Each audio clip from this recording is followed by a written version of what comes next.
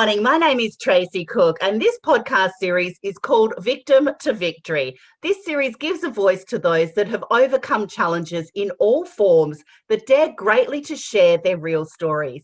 Amazing humans that have seen hope and risen above those adversities to become victorious, that go on to support and inspire others to do the same. And today we're giving a voice and welcoming Laura Harte. Laura, welcome to Victim to Victory. Thank you so much for having me, Tracy. I appreciate all the work that you do here. I think it's absolutely amazing. What a great space to cultivate and really bring women and people together to be able to share stories. So thank you so much for having me. I appreciate it. Oh, thank you, Laura. Now, I want to give our audience a little bit of an insight, and then I'm going to let Laura tell her story in all the realness of it, because she has a powerful story and she has gone through some abuse, and I'll let her go more into that in her own way. She's now the president of a company. She started women's groups. She's spoken on numerous stages around the world and saved thousands of women's lives.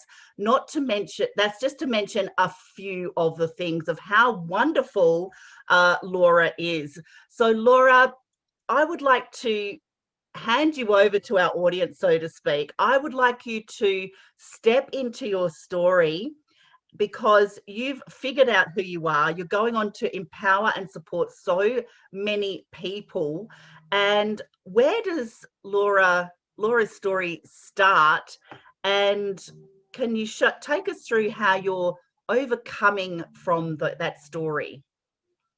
Yeah, absolutely. Well, thank you again, Tracy, for having me on here. And it's such an honor to be able to speak with you and to speak with all the people who trust you to bring them other women that can maybe shine some light on some things that maybe they've gone through or are going through as well. So, I was raised in a very small town in Missouri, and I was raised in a PK house. Here in the United States, we call that preacher's kid house. And so it was a very strict religion growing up, and it was more of the girls and women who had restrictions on their lives and not so much any visible thing with the man. And I remember growing up, and I would get teased at school because I had to wear skirts all the time. I wasn't allowed to go to birthday parties with other kids if they were, going to the movies or bowling, or maybe they were going to play different types of music, or wasn't allowed to dance, so many different things that I just wasn't allowed to be a part of. And so I was always looking at the world kind of from the outside, just wanting to be a part of it. And like, oh, I wish they could get to know me, because, I'm like, I could be a friend to them. Like, oh my goodness, I was always wanting to be a part of the room, is what I say. And while I still had, a lot of friends and things like that, it was, there was always this, it feels like a wall there, where I knew that I was only allowed to be so loud, so big. You were only allowed to see me a little bit, because it was kids are to be seen and not heard. Go play over here. Your opinions don't really matter right now. You're not old enough for them to matter, or you don't know what you want, or you don't know what you need, because, all of these other adults are going to tell you. It wasn't just, they say it takes a village to raise a family. And my village was a lot of people. And so my mom had always tried to have us feel like, things were normal, but we knew that we were in a very controlled home. And that's kind of just how it was. And so my mindset as I was growing up was that women are the ones who take care of everything, and you don't really complain about it, you just do it. And so I think that early training and programming really is that your feelings and your emotions, your needs, your wants, your dreams are to be pushed down as hard and as far as you can, because it's everybody else that matters first. And then maybe somewhere down the road, you can think about you. So knowing that that was the type of pattern that I had been brought up in, and I'm like, okay, well, it's okay. I know better than to sit down at the table unless all the men have had their drinks. or if they need something, be the first to jump up and get something, or, you know, that's the type of world that I was raised in. And it was really more of a culture thing because being from the South, and, you know, that's just what women do. And I was different, and I knew I was different from the start because I wanted to use my mind. I wanted to do whatever the boys were doing to a point. And I always thought, just like, you know, I could do that too. You know, I'm gonna figure that out. And then if I do a good enough job, like my papa was gonna take me to work with him, or, you know, something, just let me get your attention somehow and feel like I have an opinion, like I have a voice. And so that type of programming led me to find somebody that fit that criteria. And I had got talked into getting married because it was, you know, kind of like the thing to do. If you, in my religion, if you were like 18 or 19 and not married, well, there's probably no hope for you, which is terrible because that's such a young age and there's no reason for you to be married that young. And, you know, there's so much of your life you don't even know about yet, you know? And so I got married young, I had kids young, and I remember always thinking that sometime, you know, I want to be more than what I feel like I am right now. And having all these young girls around me all the time, there was youth girls and all these different things. And I remember thinking, you know, I want them to live their life. Like, I want them to know that there's literally anything that they can do. If you just have one person believe in you, then I believe you can do anything. And I was going to be that one person for them because I didn't really have that.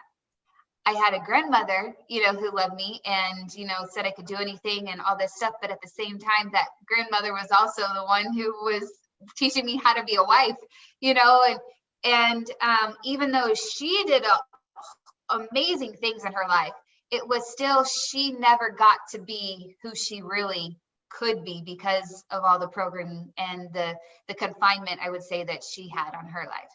And so I remember seeing all these girls, and I was kind of considered the black sheep of the church family sometimes, because I'd be like, oh, I don't think that's a big deal at all. They're like, what are you thinking? I'm like, I don't think that's a bad deal, you know? And I kind of was like, you know what? I'm okay with it. You know, like, I'm really young. And I remember I hated it when someone would ask me how old I was. And I'm just like, oh gosh, they're going to be like, oh, you're just a kid. How do you have kids this age? You know, how do you, I'm just like, what, did you have them when you were 12? No, I was 17. You know, I was 16, I was 7, you know, and well, 17. And still, that's incredibly young to think of, you know, you're raised as an adult for all this time, but I missed out on so much life experience as well, you know, and I kind of skipped some steps. And so I remember thinking, I just want these girls to know that they don't have to do this stuff. Like, you can make it on your own. You don't have to feel like there's somebody that has to complete you, because you don't want to be an empty person where you feel like you're half the person. You want to be able to add to someone's life. And so that was the mindset that I had, that I wanted other people to feel, that I didn't know that I could have that too. And so here I was, I felt like I was stuck in this situation. And one day we were at church, and sometimes I get a little reluctant to tell my story sometimes, because I know how it affects other people, right? You know, so I have to be cognizant of that. But I would tell you what happened in our situation is because we were music ministers to a large church, and my husband at the time decided to come out to everyone that he liked men instead. So here I am, I have 3 little girls, and I'm like,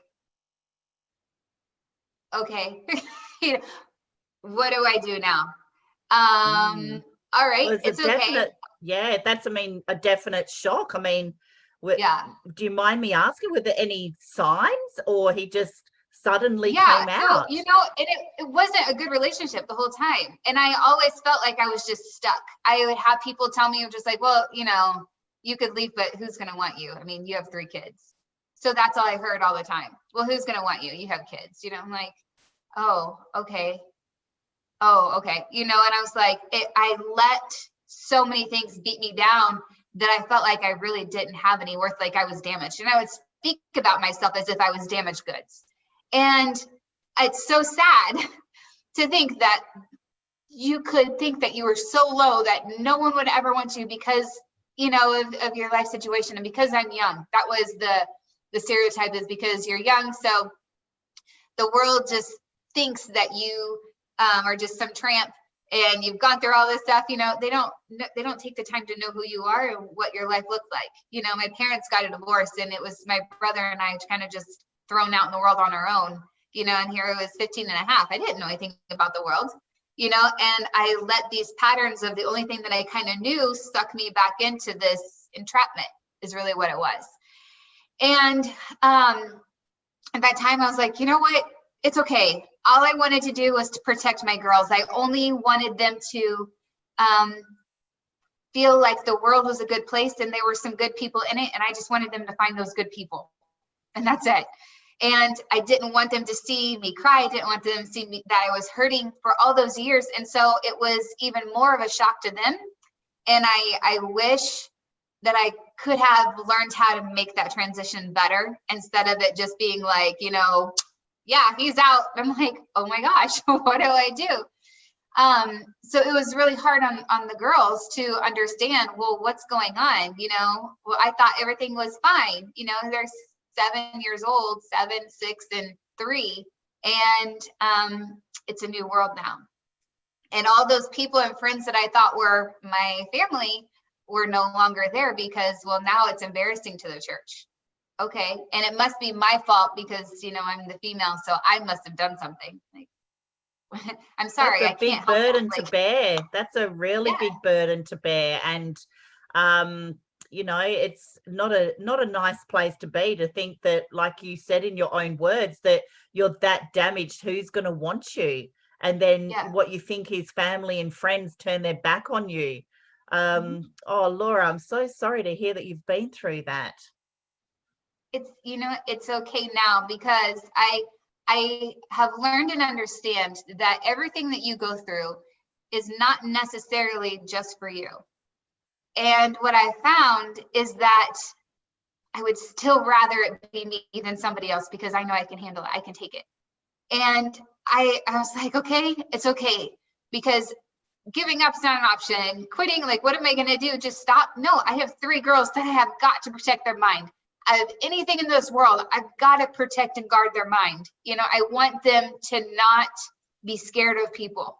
And I was so worried that they were going to become men haters, or, you know, feel like they're scared of living and all these things because of what they would see me go through. They didn't know half my story. You know, they had no idea the abuse they went through growing up my entire life.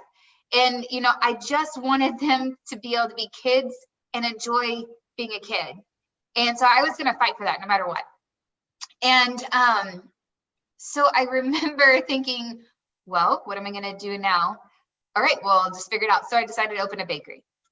And it was something my grandmother and I had always wanted to do. And we didn't get a chance to do it because she had just passed away a couple of years before, at a young age of 62. And so there were so many things that were just left of her dreams that she didn't get to have. So I wanted to check things off that list. And so I opened a bakery. I didn't really have, you know, the money to do it. I was making stuff from home, and I was like, okay, well, I have to figure out how to make some money, you know? And so I found a spot right on the square in the middle of town. And I talked the lady that owns the place into letting me rent the place with a 6 months gap. So I let her, talked her into giving me 6 months of free rent just to get going, and then I would pay it. And so she did it. She was gracious enough to do that. And within 6 months, I became the #1 bakery in the state of Indiana. And I was on a show called Cupcake Wars, and I was doing some incredible things. What people don't understand and don't see is that when I opened it is whenever I was going through all this stuff. they didn't see that we stayed at the bakery all the time and the kids would sleep in the back room on the couch because my water was turned off at home, or I didn't have the money to have the electric turned on, so we had to camp out at the bakery and I had to act like it was a fun adventure because I didn't know what else I was going to do, you know. And there's all these things that people are saying, oh, she's doing great. I was broke and I was scared to death. I was 25 and I didn't know how to be by myself, let alone with 3 kids and in a place where I didn't have any family and I don't know anybody, you know. And so I remember thinking, one of these days, I'm going to make sure that I am never broke like this ever again. Like, I will never be in this same position ever again. And I'm going to look back on this, and this is going to be just part of my story. And so I started re-scripting my story in my head so that I wasn't sad about it, because I didn't have time to be sad. I didn't have time to get depressed or any of that, you know. And so it was later that year that someone had walked to my bakery, and mind you, I'd been married since I was like 2 days after I turned 18 or something like that. And I had never been on dates. I didn't know how to date anybody. I wasn't really interested in dating anybody. And my cousin flew down from California to come hang out with me and stay and help me with the 2 kids. And he picked up my phone one day and he was just like, somebody's messaging you and asked you to go out with them. And I was like, who? And it was a customer. And I still didn't know how to have my own voice. Here I am doing this bakery and things, but I hadn't learned yet that it's okay to speak up for myself and say yes or say no, or, you know, what do I really want? And so I got in this relationship, and, you know, things were going really good for a while. Sorry. God. Things were going really good for a while, and I started to feel like, you know, a little more safe, like, you know, I wasn't in fight or flight mode all the time. And then one day I had got a business partner to help me with the bakery, and I was like, you know, I'm getting so busy, I need help. You know, if I could find somebody who want to partner with me, then they'll have skin in the game, so they have to care about it as if it's theirs too, you know. And so I got a business partner. I found her, and she and her family seemed really nice. You know, all these things checked out. And then I found out she had been stealing from me for 4 months straight. She had been stealing. And I remember just feeling so gutted. I'm like, who does that? Why would you do that? You know, I'm like, you didn't just steal from me. You stole from my kids. Like, you see, like, I handed you a successful business and you stole from me. And I remember there was so much stress going on at that time. My body was not working right.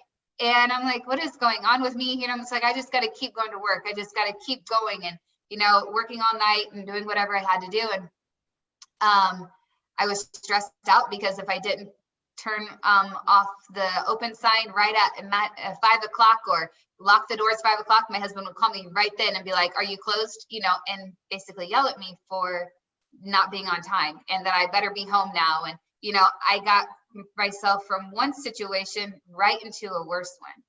And I didn't understand or see that because I still felt like I wasn't as good as, and this is what I got, and this is what I deserved because I have kids. So who's going to want me? I should just be with this person because this person wants me. And that's what someone had told me.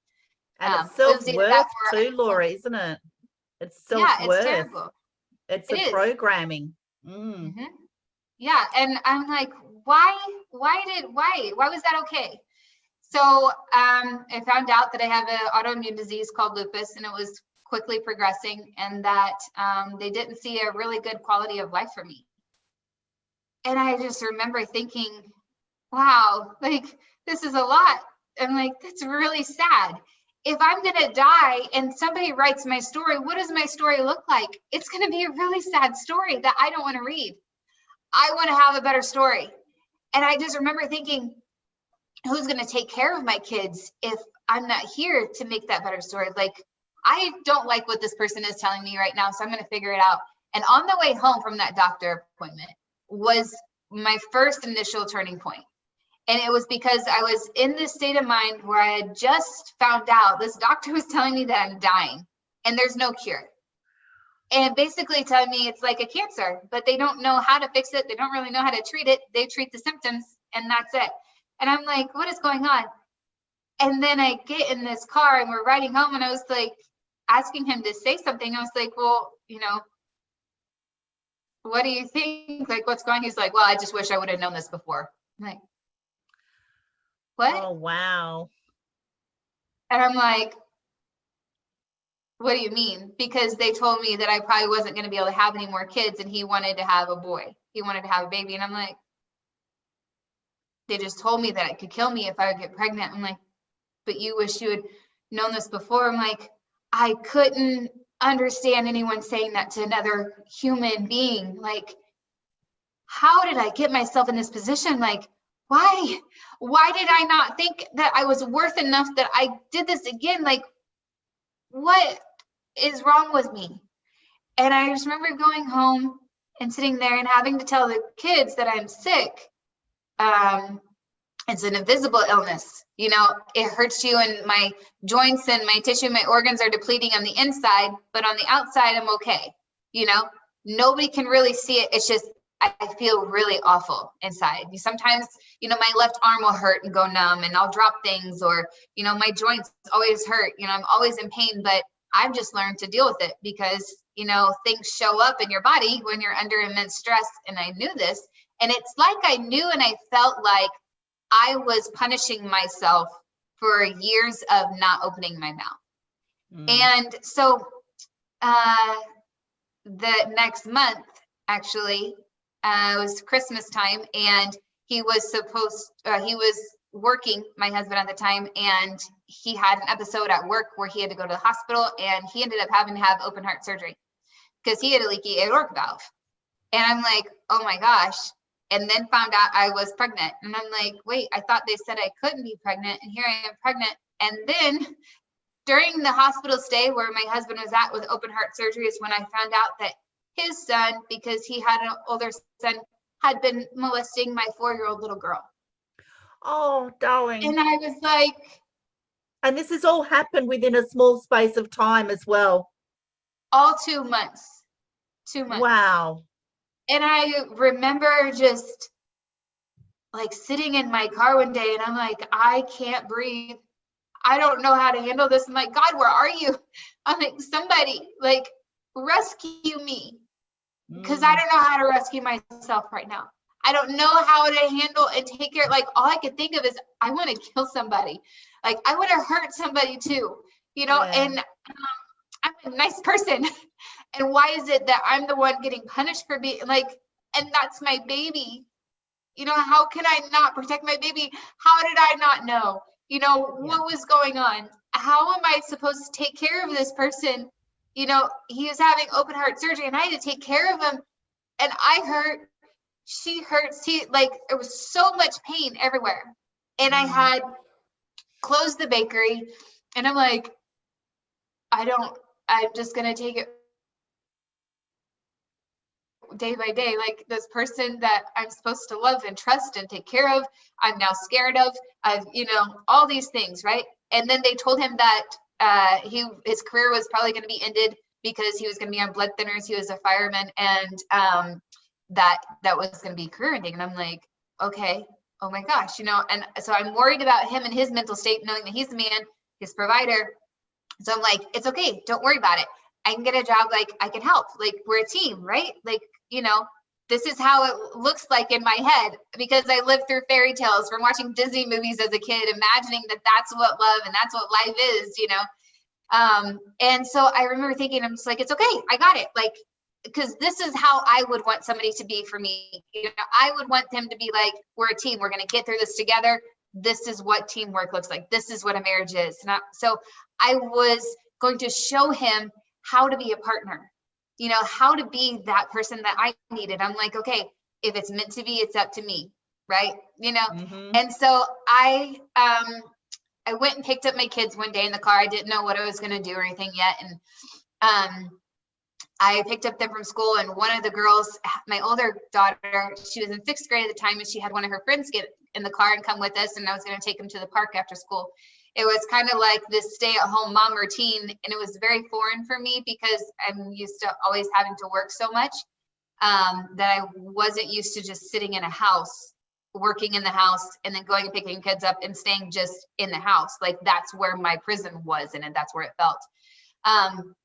And though I love being with my kids and everything, it's just that it was hard after doing that for like a year. And so I picked up my girls and they're riding in the car, and I remember the exact moment where I was. I remember the smell in the car. It smelled like McDonald's from like the kids just picking up the food. And we were driving to the park. I can tell you the stoplight that I ran through and where the music was on the radio. It was that fight song. And I remember everything in this moment because it imprinted on me. And what happened was I could hear this girl ask my daughter. She said, Haley, what do you want to be when you grow up? She goes, are you going to be a baker like your mom? No. I remember all this situation because I'm like, oh my gosh, this is my moment. Like my daughter's gonna be like, yes, I'm gonna be like my mom. I'm gonna be on TV. I'm gonna do all these things, and blah, blah, blah.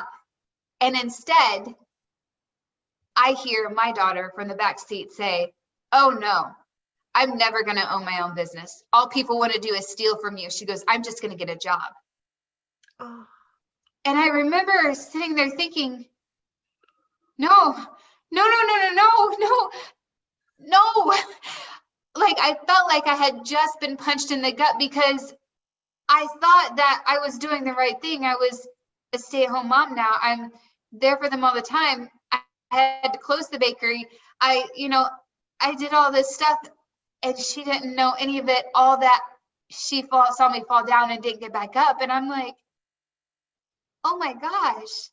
She didn't just steal my dream, she stole my kid's dream too, and I let this woman steal that part of life from me, and it rippled down to my daughter.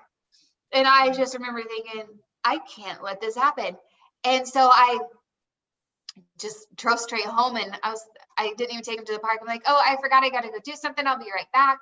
And I got in the car, and I was just so angry, and I was like, God, that's it. I just need something. I need a friend. Like, I don't even have a friend. Like, I need a friend. I need someone to be there. And I need something to go after. Like, I knew that I couldn't just go and get a regular job because they would have to ask if I, had a physical or if I had anything going on. And I'd have to tell them, technically, I should be on disability, but I don't want that because I'm okay. Like, I don't want to do that because I know that I can do something, just my body doesn't work sometimes, sometimes it just gets really tired and I can't help it. I don't know what to do, but I knew I needed to do something because I had to give my daughter her dream back. I had to give that back to her where she didn't feel like she was limited anymore because of what I had done, what I had thought I was doing the right way and all these things. And so I was sitting there, I was like, God, I just need something. And I hung up the phone or I stopped praying and I was just driving, not going anywhere. And then all of a sudden, within just 5 minutes, my phone rang and I'm like, So I picked it up and it was my brother. He goes, hey, so I heard about a new company. I was like, sure, it doesn't matter. And he goes, what? I said, it doesn't matter. I'm in. He goes, I'm in. What are we doing? He goes, I don't even know if I'm in yet. You don't even know what I'm saying. I said, no, see, I was just praying and I was thinking that, like this must be a sign or something. And you called. So I'm in. Let's do it. He goes, okay, well, it's MLM, like it's network marketing. I was like, oh, okay, that's fine. We can do it. And he goes, what are you, like on crack? I just remember thinking, I go, no, but I feel like this is probably a sign. So he's like, all right, well, this is what we're going to do then. I go, okay. And I was like, wait, but can you don't tell anybody? I said, because I don't want to get in trouble. I didn't want to get in trouble at home. And I was like, I just have to prove that I can do it first. Like, this is my chance.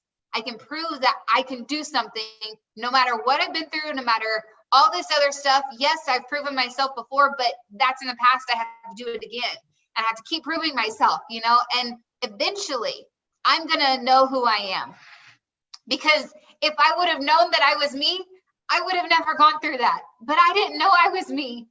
And so I remember thinking, okay, I don't really know what to do. I remember getting to watch my grandfather and my grandmother do meetings and things because my grandpa was a very successful businessman, and he was great at network marketing. You know, he was a top earner and all these things. And I remember thinking, okay, I'll just do what Papa did, you know? And I remember sitting in a restaurant listening to them, mainly because I wanted to go to eat the food. But, you know, like listening how he did his things.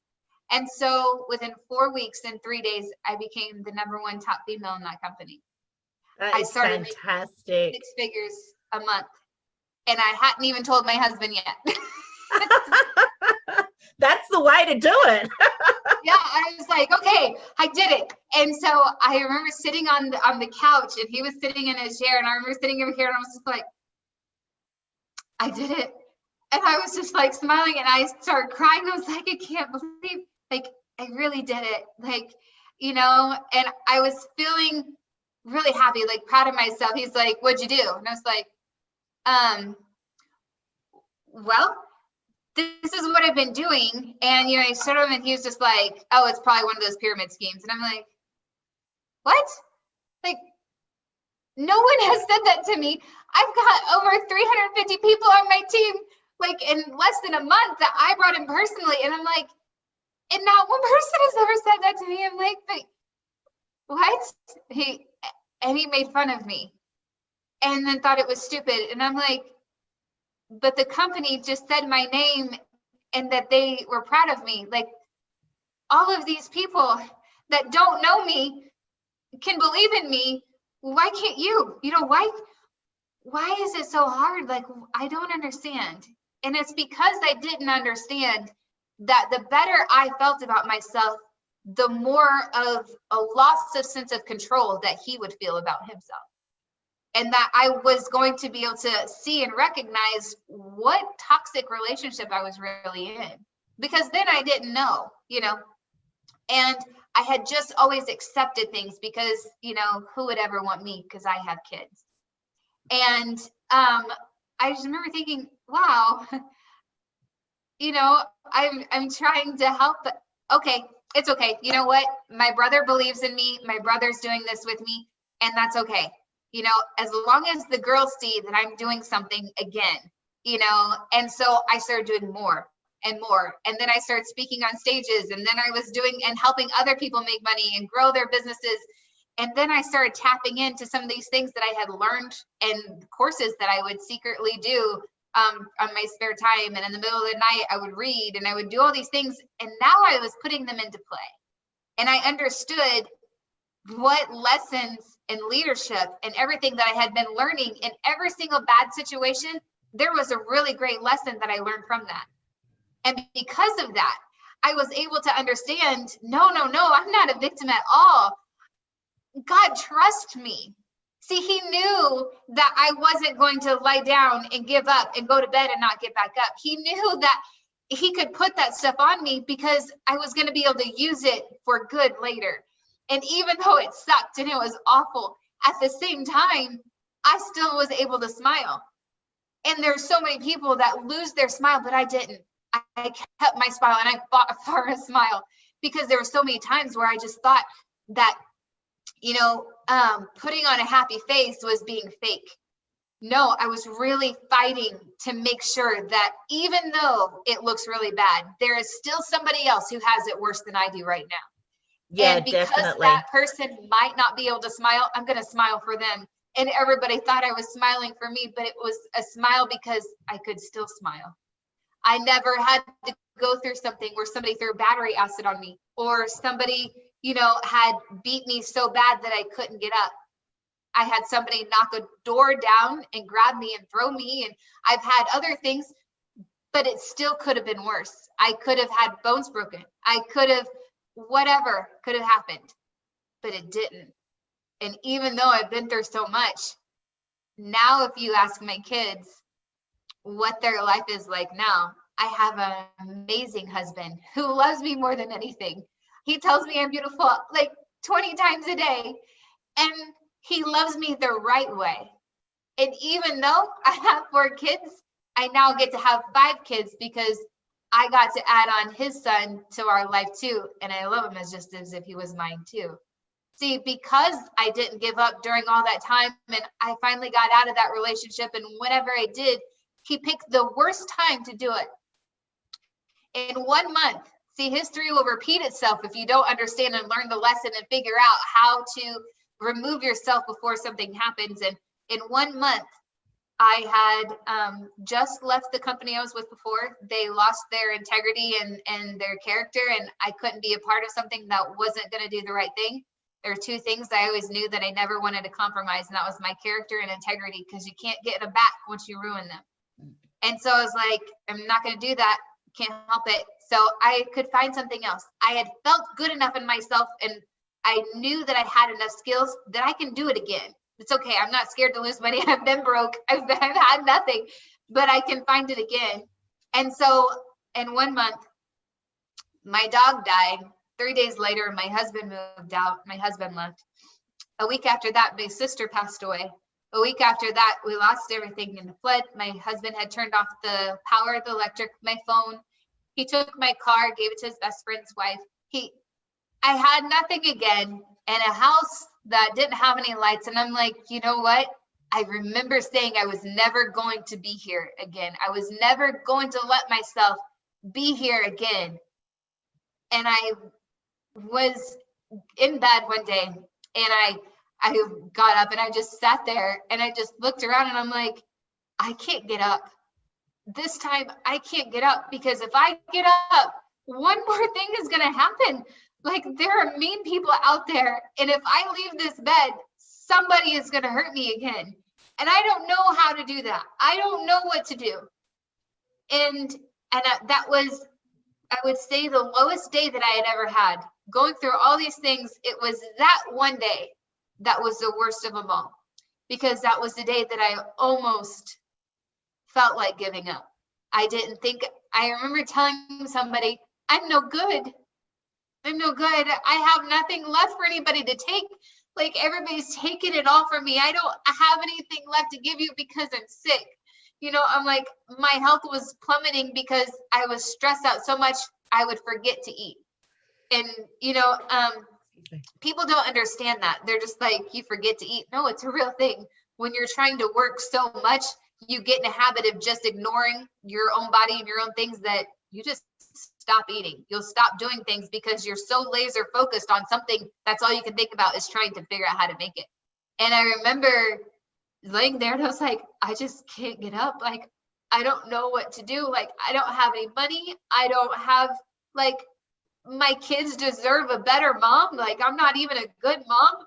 You know, they see me cry and my whole world got flipped upside down. Why is he so mean to me? Like, why would you be mean to me? You know, and my phone rang in the middle of my pity party. You know, here I am having a pity party. In the middle of my pity party, my phone rings and I'm like, I don't know this number. So I was like, hello? I answered it anyways. And he's like, hey kid, how's it going? And I'm like,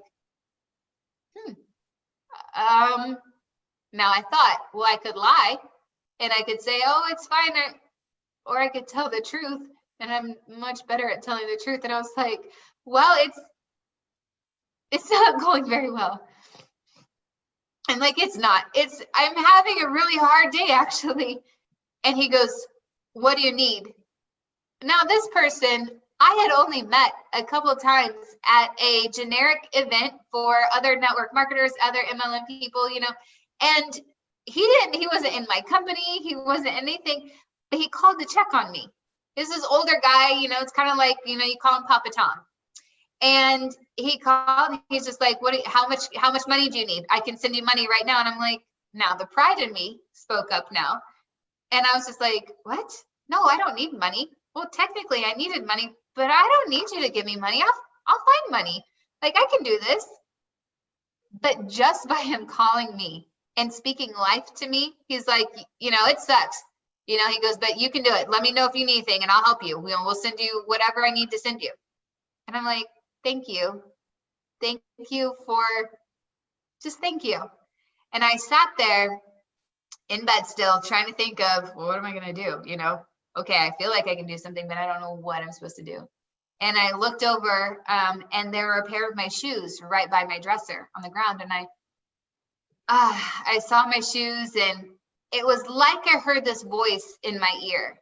And it was just like, what are you going to do? You don't have any money. You can't do anything. You're not any good. You're damaged goods. Who's going to ever want you? You don't want kids, like all these things. You're not pretty. You're not smart. You're not, you don't have college degrees and all these things. And I remember thinking, I don't believe that the enemy is allowed to talk to me up here. I believe he's under my feet. And so I was thinking, who told me that I was never enough? Who told me that no one would want me? Because I want me. Who told me that I wasn't pretty? Because, even if you don't think I'm pretty, somebody thought I was pretty enough to be important enough to be here. And because of that, like, I'm going to tell myself that everything that I thought somebody or some people had told me is not okay. And I'm going to speak life over myself. I don't need somebody else to, I'm going to speak life over myself because I don't believe that. So I grabbed my shoes and I took a marker and I started writing favor, beautiful, blessed, strong, wanted, all these different things on the bottom of my shoes. And then I put my shoes on and I started walking around my house. And I started thinking things like, you are worth enough. You are smart. You are strong. You are powerful. You are these. And I started speaking things. And the more and more and the nicer and nicer I talked to myself, the better I felt. And I went and I got dressed. And I didn't know what I was going to do, but I just knew I needed to do something because being still, staying in the room, staying in that house, was not helping me. And it was that month that I made $6,000. The next month I made even more and more and more and more. And it was because I got my butt to work. I went and I sat in the parking lot of a hotel. That way I could use their Wi-Fi because I didn't have any. And I started working from my phone there, and it was so many things that I remember thinking, why have I allowed myself to talk to me this way? Because I would never let anybody talk to me like that. I wouldn't let anyone talk to my daughter like that. So I do not give myself permission to talk that way to me anymore. And I had to forgive myself. I was like, Laura, you know what? I am so sorry that I ever let you think that somebody's opinion of you is the definition of who you are. I never knew that someone's description of you could be a prison until it was. And you start to live up to that description that they say that you are. Oh, well, you're just a young mom. You have these kids. And I started to live up to that identity. But the real identity was that I am a strong woman. I am successful. I am proud. I am courageous. And you know what? There's not anything that I can't do. If you ask my kids now, what can they do? They don't have any limits. They can do anything they want. If my girls want to go be a model, they can be a model. One of my daughters wants to be an attorney and a farmer. So she, they all have these different ideas again because they saw their mom not do one thing, not do two things, but I can do so many things. And it's because I decided that someone else's impression or opinion of me doesn't really matter of who I am because I was worth fighting for and I fought. I'm so glad you fought as well, Laura, because that is one heck of a journey and you're still not over. You're still writing the rest of your book. And I'm so pleased that your daughters are seeing you as this empowered woman that keeps getting up and getting up and getting up. And that is just teaching them such life lessons that is going to be generational. And it's brought me to tears because just to think that your girls are seeing this powerful woman get up every single time that she's been knocked down and figure it out, just make it happen, figure it out. How can I do this? And they're going to pass that down to their children. So that is breaking that generational cycle of that programming we were speaking about right at the beginning. And we're reprogramming the next generation to leave a legacy that's going to be changing the world and empowering them as well. And that is just such a beautiful thing to leave the world with as well. Now, how are you with your lupus now, Laura, if you don't mind me asking? Yeah, so I have lupus and rheumatoid arthritis and fibromyalgia is what they diagnosed me with. And over the last couple of years, I had not been doing very well. So whenever my husband left, and his statement was to my parents that he had planned on being gone for like 6 months so he could prove to me that I couldn't make it on my own and that I would break. And I remember thinking, why would you ever say that about somebody, especially somebody you're supposed to love? You know, I took care of this man, you know, there are all these things. And I tried to help him and fight with him. And I'm like, wow, okay, well, that's exactly what I'm not going to do. I'm not going to break, which means I have to figure out how to get my body to catch up to my mind, you know, because my mind can go, but my body, there are times it just doesn't work, you know, and I would just be in bed because I can't wake up. You know, and so I started looking into more holistic things. And my rheumatologist at the time had told me that he was starting me on methotrexate, which is chemo, basically, and that I needed to start getting my mind around that we were going to have to start dialysis soon. I'm like, dialysis? And it kind of made me upset at the time because I was like, you know what? I feel like all these medications that you have me on all the time are making me worse. Like there wasn't anything wrong with like my kidney or my liver before, and now those are damaged really bad. And I think it's because the medication, like I just in my gut, I didn't feel right about it. And so I started looking up different treatments, and I had done stem cell transplants twice and other things, but then and that helped for a while. And then last year, there was a holistic doctor who approached my husband, Robert, and told him about this stuff called BioMyX. It's like tributylin. It's stuff to help your leaky gut because that's what autoimmune diseases and all that are. And so I haven't had a flare up in I think 8 months now. Wow, that's good. That is so good to know that you're looking after your health, you're changing generations to come. And I think your message has helped me today, Laura, as well. And I know it'll help many of our Victim to Victory audience because I needed to hear to get up again. And I thank you for that. And it's brought me to tears, but I needed to hear that message of get up again today.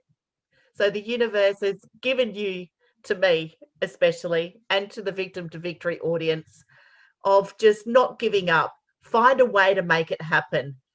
You are so worthy. You are so appreciated. And I'm so grateful that there's people like you in the world, Laura, that is helping others and changing generations to come. Thank you so much. What kind of message would you like to leave our audience on today?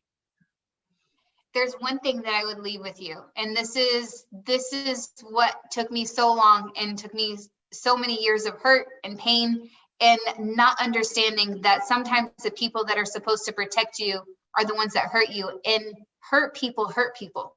And sometimes they don't even know that they're the ones that are hurt, right?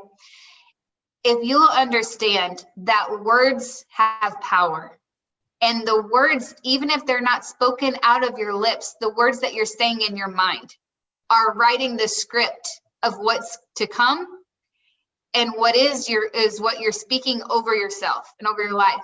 If you will change your script and talk to yourself as if you feel like you are the most important person, and that you have this set of boundaries and rules, and that if you don't allow yourself to talk negatively to you, and if you don't allow yourself to treat yourself with any less respect than you would treat a queen, you know, you go and see, you know, the Queen of England, okay? You bow before her, you curtsy, you know, talk nice, and you know, you're calm and all these things, right? You dress up, you show up. If you will have that same thought process, that I am a queen, but I'm not just any queen, and not just some, you know, bad mama jamma, you know, whatever, all these different things, right? You know, like, oh, I'm a boss babe. Wait a minute.